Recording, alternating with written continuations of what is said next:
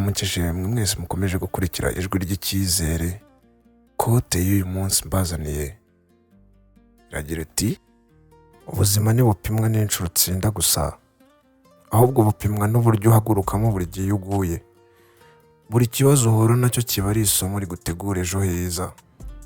Hari igihe ubuzima bugushyira mu bihe bikomeye ukibaza impamvu ari wowe, ariko wibuke ko urugendo rugira imisozi n'ibibaya. Ntukemere gutsindwa k'uyu munsi ko kuguhagarika. Haguruka wige ku makosa yawe maze ukomeze urugendo. Intsinzi nyayo si ukutagwa, ahubwo ni uguhora ushaka kongera guhaguruka. Ejo hawe hashobora gutangira ku cyemezo ufata uyu munsi cyo kudacika intege.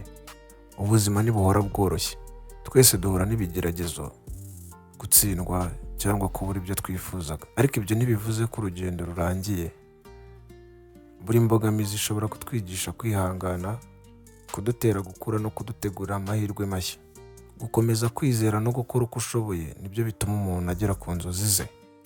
Ndabashimiye. Niba wumva zino kote zigufashije, kanda like, share ndetse na comment umbwire ku byo ushaka ko nzakoraho muri kote zindi zizakurikira. Ndabashimiye.